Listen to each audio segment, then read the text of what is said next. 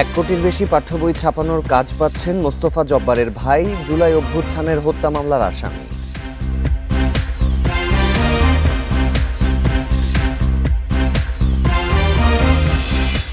অভ্যুত্থানের বছর না পেরোতেই সমন্বয়কদের চাঁদাবাজি দুঃখজনক, মন্তব্য মির্জা ফখরুলের। সরকারের সদিচ্ছার অভাবেই সব সংকট।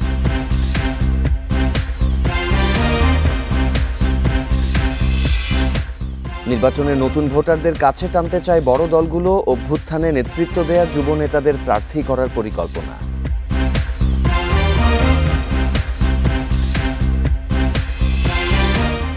নির্বাচনের আগে প্রশাসনে রদবদল করা হবে, জানালেন প্রেস সচিব। সেনা, পুলিশ, প্রশাসনের সমন্বয় আরও বাড়ানো হবে। বিরতিহীন রাত 9টায় বাংলাদেশের শিরোনাম শুনছিলেন। পুরো খবর নিয়ে আছি সাফাদ্দিন কবির।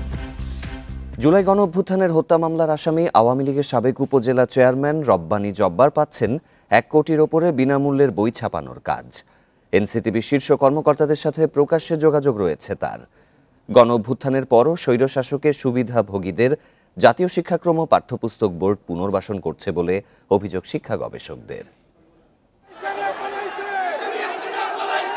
ছাত্র জনতার গণঅভ্যুত্থানের মুখে গত 5 আগস্ট হাসিনা সরকারের পতনের পর আওয়ামী লীগের বেশিরভাগ নেতা পালিয়ে আছে। সরকারি দপ্তরগুলোতেও স্বৈরশাসকের কিছু সুবিধাভোগীকে সরিয়ে দেয়া হয়। তবে এখনও বিভিন্ন সরকারি প্রতিষ্ঠানে বহাল তবিয়তে সুবিধা ভোগ করছে এদের অনেকে।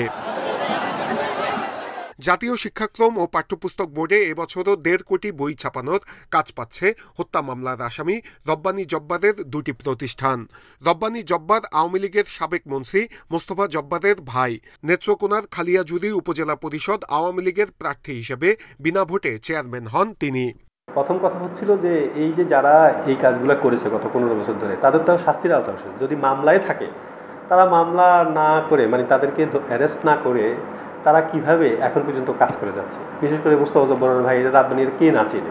এনসিটিভিতে এখনও স্বৈরশাসকের সুবিধাভোগী অনেক কর্মকর্তা, ব্যবসায়ী বহাল তবিয়তে আছে, যারা আওয়ামী লীগকে পুনর্বাসনের কাজ করে যাচ্ছে বলে জানিয়েছেন মুদ্রণ মালিক সমিতির সাবেক সভাপতি তোফায়েল খান। 5 আগস্টের পর এনসিটিভির কোনো পরিবর্তন আসেনি।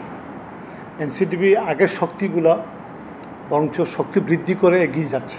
এনসিটিভির একটি চক্র এবং এই আওয়ামী লীগের এই ব্যবসায়ী চক্র মিলে শর্তর বেড়া জালে বড় অনেকে সরায় রাখতেছে, অনেকে দ্বারে কাছে যাইতে পারতেছে। এনসিটিভি অবশ্য বলছে দরপত্রের মাধ্যমে কাজ পেলে কিছুই করার থাকে না, এরপরও বিষয়টি দেখা হবে। প্রতিষ্ঠান দেখবে হলো আইন কানুন, রুলস অ্যান্ড রেগুলেশন ফলো করে আসছে কিনা লোকজন, যারা আসবে তারাই, সেটা সেই অর্থে। আর আপনি যে কথাটা বলছেন সেটা সেই অর্থে যদি কোনো ধরনের কোনো ইনস্ট্রাকশন বা কোনো ধরনের অ্যালিগেশন পাওয়া যায় সেটা, তাহলে অবশ্যই আমরা এটার একটা ব্যবস্থা যাবে। তবে সব কিছু প্রক্রিয়াগত আইনগতভাবে মধ্যে দিয়ে আমার যেতে হবে। এনসিটিভির বেশ কয়েকজন কর্মকর্তার বিরুদ্ধে অনিয়মের অভিযোগ থাকলেও কোনো ব্যবস্থা নেওয়া হয়নি। নূরে আলম, ইন্ডিপেন্ডেন্ট নিউজ, ঢাকা। জুলাই অভ্যুত্থানের বছর না পেরোতেই সমন্বয়কদের চাঁদাবাজির ঘটনা দুঃখজনক বলে মন্তব্য করেছেন বিএনপি মহাসচিব মির্জা ফখরুল ইসলাম আলমগীর। বলেছেন, সরকারের সদিচ্ছা না থাকায় দেশের রাজনৈতিক পরিবেশে কোনো পরিবর্তন আসেনি। এদিকে চাঁদাবাজদের দলীয় পরিচয় না দেখে বিচার করার দাবি জানান রুহুল কবির রিজভী। রাজধানীতে আলাদা 2 অনুষ্ঠানে এসব কথা বলেন বিএনপি নেতারা। সোমবার সকালে রাজধানীর শাহবাগে যুবদলের গ্রাফিতি অঙ্কন কর্মসূচিতে অংশ নেন বিএনপি মহাসচিব। এ সময় বৈষম্য বিরোধী ছাত্র আন্দোলনের সমন্বয়কদের চাঁদাবাজির ঘটনায় উদ্বেগ প্রকাশ করেন মির্জা ফখরুল। বলেন, গণঅভ্যুত্থানের 1 বছর পরেও রাজনৈতিক অবস্থার ইতিবাচক পরিবর্তন হয়নি। দেখলাম 5 জন সমন্বয়কারীকে গ্রেফতার করেছে পুলিশ। তারা জোর করে একটি বাড়ি থেকে, একজন সাবেক সংসদ বাড়ি থেকে 50 লক্ষ টাকা আদায় করে। এই কি পরিণতি থেকে আমরা চেয়েছিলাম?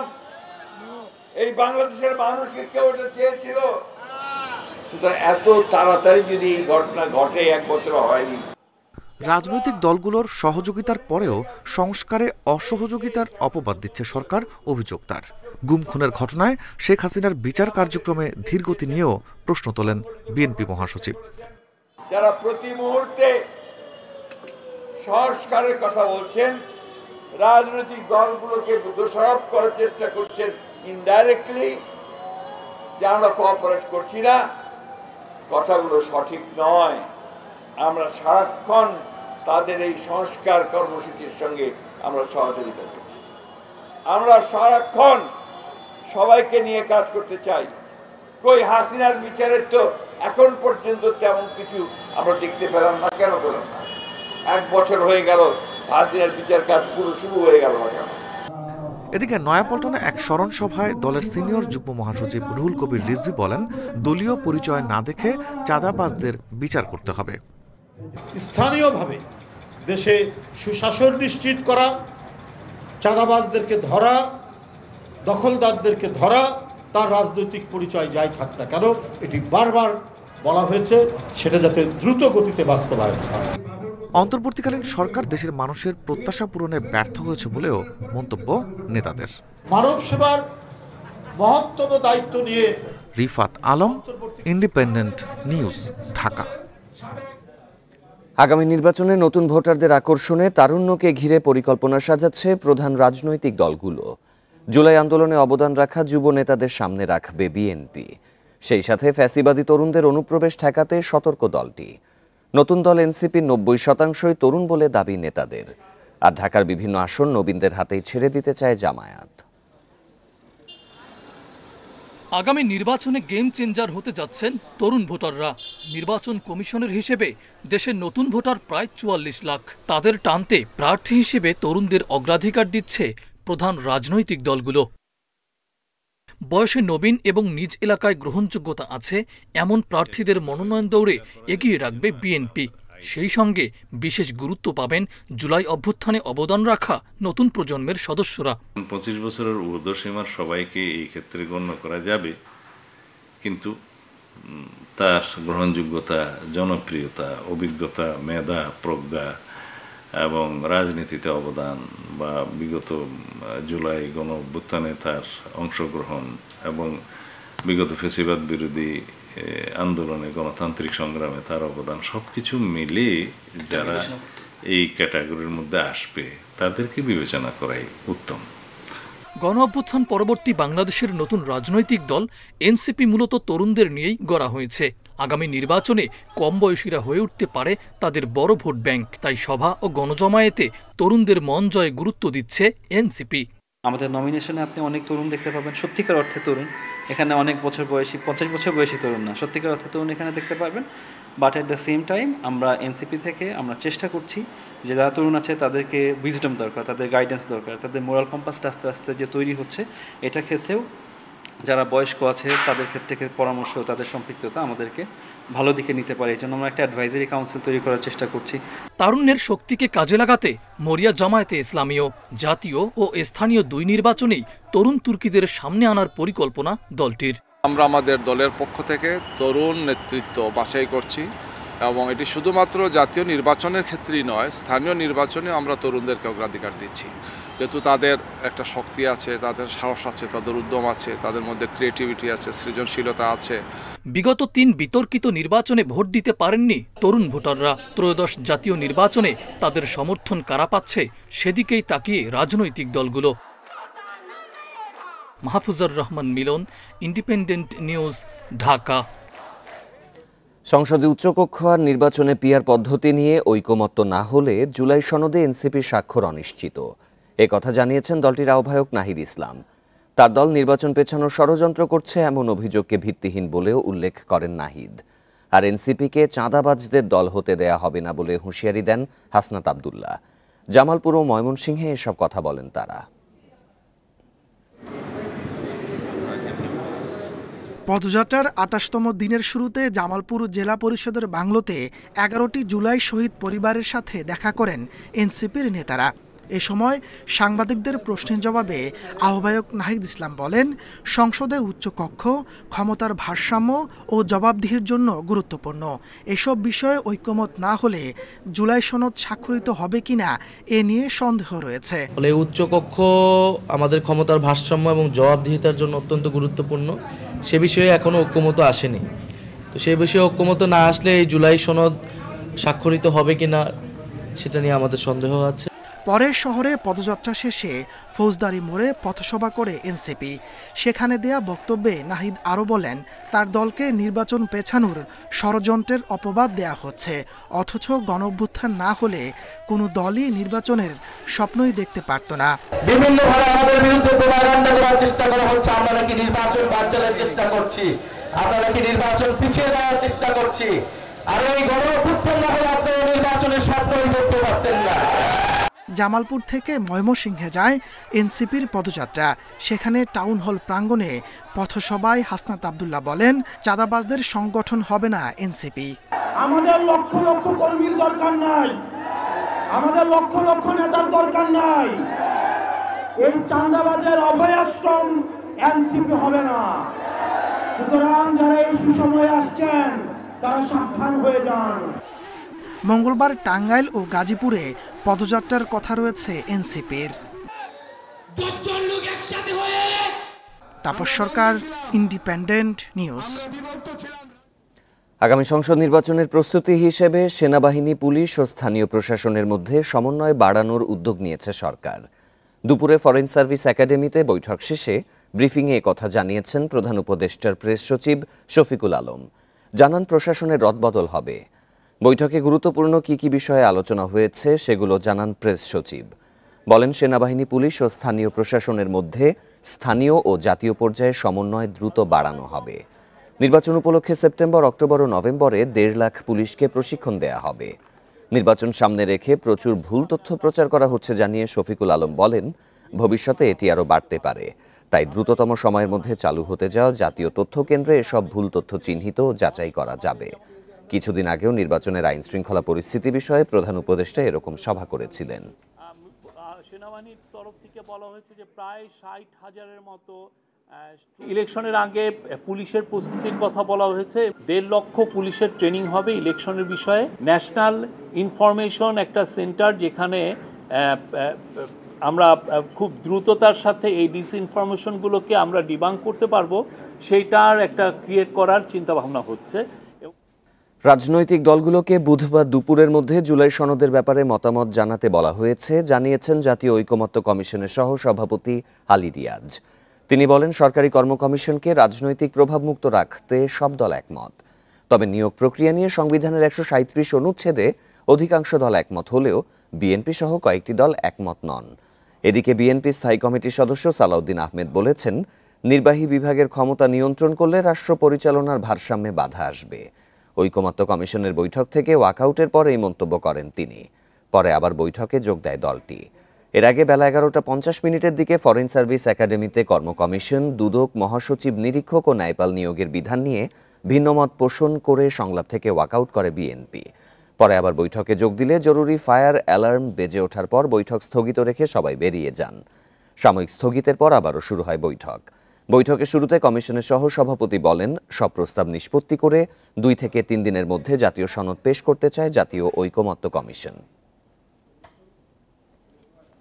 আমরা রাজনৈতিক দলগুলোর কাছ থেকে এই সনদের ব্যাপারে অঙ্গীকারের বিষয়গুলোকেও উল্লেখ করেছি, যে তারা আসলে আমরা কি আশা করি তারা অঙ্গীকার করছে, সেই অঙ্গীকারের একটি তালিকা দেওয়া হয়েছে। Complete independence of judiciary ensure করার জন্য আমরা অনেক প্রস্তাব দিয়েছি, ঐক্য কমিশনের অনেক প্রস্তাব আছে, এবং জুডিশিয়াল রিফর্ম কমিশনের যে প্রস্তাবগুলো ছিল প্রায় সব প্রস্তাব আমরা একমত হয়েছি। বাংলাদেশের অভ্যন্তরে কোনো সন্ত্রাসবাদী সংগঠনকে কার্যক্রম পরিচালনা করতে দেয়া হবে না বলে জানিয়েছেন প্রধান উপদেষ্টা অধ্যাপক ডক্টর মুহাম্মদ ইউনুস। বিকেলে রাষ্ট্রীয় অতিথি ভবন যমুনায় মার্কিন চার্জ দ্য অ্যাফেয়ার্স অ্যান্ড জেকবসনের সঙ্গে সাক্ষাৎকালে প্রধান উপদেষ্টা সন্ত্রাসবাদ মোকাবিলায় সরকারের এই প্রতিশ্রুতি পুনর্ব্যক্ত করেন। এ সময় সন্ত্রাস বিরোধী কঠোর অবস্থান পুনর্ব্যক্ত করে প্রধান উপদেষ্টা ঘোষণা দেন, বাংলাদেশে কোনো সন্ত্রাসী গোষ্ঠীকে কার্যক্রম চালাতে দেয়া হবে না। সন্ত্রাস বিরোধী লড়াইয়ে সরকার জিরো টলারেন্স নীতি অবলম্বন করে। সর্বশক্তি দিয়ে এদেশের মাটি থেকে সন্ত্রাসীদের উচ্ছেদ করা হবে। এই বৈঠকে বাংলাদেশ ও যুক্তরাষ্ট্রের স্বার্থ সংশ্লিষ্ট নানা বিষয় নিয়ে আলোচনা হয়। এ সময় অ্যান জেকবসন অন্তর্বর্তী সরকারের সংস্কার ও গণতান্ত্রিক উত্তরণের বিষয়ে মার্কিন সরকারের সহযোগিতা অব্যাহত রাখার কথা জানান। আগামী বছর জাতীয় নির্বাচন অনুষ্ঠিত হবে বলেও তিনি আশা প্রকাশ করেন। ফোনে ডেকে নিয়ে মারধর ও হুমকির অভিযোগে ক্রিকেটার তাসকিন আহমেদের বিরুদ্ধে থানায় সাধারণ ডায়েরি করা হয়েছে। রোববার রাতে মিরপুর 1 নম্বরে ঘটনাটি ঘটে। বন্ধু ইশতিয়াক আহমেদ বলেন, তাসকিন মদ্যপান করে তাদের মধ্যে একজনকে মারধর করেন ও হুমকি দেন। তবে এমন অভিযোগ অস্বীকার করে তাসকিন বলছেন, তার সুনাম ক্ষুণ্ণ করতে এমনটা করা হচ্ছে। বাংলাদেশ পাকিস্তান সিরিজ শেষ, হাতে কিছুটা সময় আছে তাসকিনের। বন্ধুদের সাথে ভালো সময় কাটানোর জন্য 27 জুলাই মধ্যরাতে বন্ধু সৌরভ ইশতিয়াকদের ডেকে নেন। সাথে ছিলেন আরও দুজন। তাদের মধ্যে ঘটে যায় অপ্রীতিকর ঘটনা। তাসকিন হাত তোলে এক বন্ধুর গায়ে, দেন হুমকি ধামকি, এমনটাই দাবি তার বন্ধুদের। সেই মর্মে মিরপুর মডেল থানাতে সাধারণ ডায়েরি করেন তার বন্ধুরা। আমরা আসলে সত্যতা আছে কিনা, তাসকিনের সঙ্গে আরো বন্ধু বান্ধব ছিল, তারা কে মারছে বা কে করছে, তাসকিন করছে, তার সঙ্গে আরো বন্ধু ছিল, রকি বা অনেকে ছিল, ইশতিয়াক ওদের বন্ধু ছিল। আসলে কি প্রকৃত ঘটনা কি এটা আমরা জানার চেষ্টা করতেছি। বন্ধুদের সাথে যোগাযোগ করা হলে জানা যায় সেই ঘটনা। একটা সময় চেয়েছেন মিটমাট করতে, যেন বন্ধু তাসকিনের ক্ষতি না হয়। তবে টাইগার পেসার উল্টো অভিযোগ করাতে অবাক হয়েছেন। সিসিটিভি ফুটেজ আছে, সব আছে, আমি আপনাদের বের করে আমি আপনাদের পর্যন্ত দিতে পারবো। যে বলতেছে যে কে আমাদের গাড়ি, আমার বাসার সামনে থেকে আমাকে গাড়িতে উঠানো, সব কিছু আমি প্রুফ দিতে পারবো, কোনো সমস্যা নেই। তাসকিন পুরো ঘটনাকে মিথ্যা বলছেন। ভক্ত সমর্থকদের বিভ্রান্ত না হতে আহ্বান জানিয়েছেন। উল্টাপাল্টা নিউজ হচ্ছে, অনেকেই হয়তো জানে না ঘটনা কি। আসলে এখানে তো আমার ওরা দুইজন আমার ছোটবেলার বন্ধু ছিল, আর আমার আরেকটা বন্ধু ছিল ওসি, ওদের সাথে ওদের হাতাহাতি হয়েছিল। তো এটা আর কি পরে ওসি সাহেবকে ফোন দিয়ে জানানোতে পরে ওসি সাহেবের ভয়ে ওরা মেবি রাত্রে আমার নামে যে ইন্টারভিউ দিছে। বিসিবি এখনো সিদ্ধান্ত নিতে পারছে না। ঘটনা জেনে আলোচনা করে সিদ্ধান্ত নেয়ার কথা জানিয়েছে। আলোচনা সাপেক্ষে আমরা ইনভেস্টিগেশন করব। কমিটি ক্রিকেট অপারেশন বলেন, আমাদের প্রেসিডেন্ট সাহেব বলেন, we will take it very seriously. Asia কাপের আগে তাসকিনের এমন ঘটনা ক্রিকেট কর্তাদের বিব্রত করেছে। Mazharul Islam, Independent News. অনূর্ধ্ব 19 দলের ত্রিদেশীয় ওয়ানডে সিরিজে জিম্বাবুয়েকে 91 রানে হারিয়েছে বাংলাদেশ। হারারেতে 275 রানের টার্গেটে 183 করে অল আউট হয় জিম্বাবুয়ে। টসে হেরে ব্যাটিংয়ে নামে বাংলাদেশ। উদ্বোধনী জুটিতে আসে 70 রান। 31 করে ফেরেন রিফাত বেগ। ইনফর্ম জাওয়াদ আবরারের ব্যাটে সর্বোচ্চ 82 রান। আব্দুল্লাহ অপরাজিত থাকেন 56 করে। অধিনায়ক আজিজুল ও দেবাশিসের অবদানে 274 রান করে বাংলাদেশ। জবাবে শুরুর দিকে জুটি গড়লেও রানের গতি মন্থর ছিল জিম্বাবুয়ের। 50 করেন ওপেনার নাথানেল। আস্কিং রেটের সাথে পাল্লা দিয়ে পারেনি স্বাগতিকরা। উল্টো নিয়মিত উইকেট হারিয়ে 200-র নিচে গুটিয়ে যায়। সামিউন বাশির নেন 3টি উইকেট। ফাহাদ ও আজিজুলের জোড়া শিকার।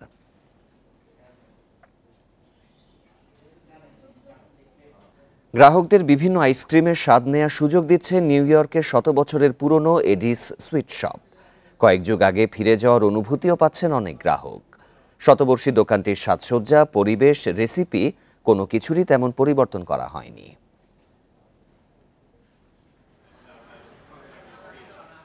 যুক্তরাষ্ট্রের নিউ ইয়র্কের সবচেয়ে পুরনো আইসক্রিমের দোকানগুলোর মধ্যে একটি এডিস সুইট শপ।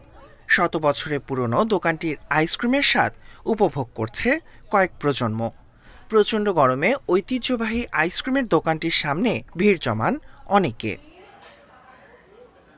সন্তানদের এডিস সুইট শপে আইসক্রিম খাওয়াতে এনে আবেগাপ্লুত অভিভাবকরাও। ফিরে আসছে তাদের শৈশবের স্মৃতি। অনেকে শুধু স্মৃতি কাতরতার জন্য সন্তানদের আনছেন দোকানটিতে। এই দোকানটি আমার জন্য অনেক গুরুত্বপূর্ণ। ছোটবেলায় এখানে আমি বাবার সাথে আসতাম আইসক্রিমের স্বাদ নেওয়ার জন্য। ঐতিহ্য ধরে রাখার জন্য আমি আমার মেয়েকেও এখানে নিয়ে এসেছি। এডিস সুইট শপের বর্তমান মালিক ভিটো সিত্রানো জানান, তার বাবা 1968 সালে দোকানটি কিনে নেন। মালিকানা পরিবর্তন হলেও দোকানটির ঐতিহ্য ধরে রাখার চেষ্টা করেছেন ভিটো। দোকানটির দরজা, সিলিং, কাউন্টার এবং আইসক্রিম তৈরির উপাদান এখনও আগের মতোই আছে। যখন আপনি এই দোকানটির দরজা দিয়ে প্রবেশ করবেন তখন মনে হবে আপনি যেন 100 বছর আগে ফিরে গেছেন, কারণ দোকানটির মূল দরজাটি আমরা পরিবর্তন করিনি। এখানে 80 বছরের পুরনো একটি ফ্রিজও রয়েছে। আমাদের দোকানটির কোনো কিছুই তেমন পরিবর্তন করা হয়নি, কিন্তু এ নিয়ে আমার কোনো অভিযোগ নেই, কারণ এতে আমাদের ব্যবসায় তেমন কোনো প্রভাব পড়েনি। প্রথম দিকে দোকানটিতে 7টি ভিন্ন স্বাদের আইসক্রিম বিক্রি করা হতো। এখন দোকানটিতে 17টি ভিন্ন স্বাদের আইসক্রিম বিক্রি করা হয়। এছাড়াও গ্রীষ্মকালে পিচ ও বেরির আইসক্রিমও তৈরি করা হয়। Tahmid Abrar, independent news. এই ছিল বিরতিহীন রাত 9টায় বাংলাদেশে। সব খবরের বিস্তারিত জানতে চোখ রাখুন ফেসবুক, ইউটিউব এবং এক্সে। ধন্যবাদ সবাইকে।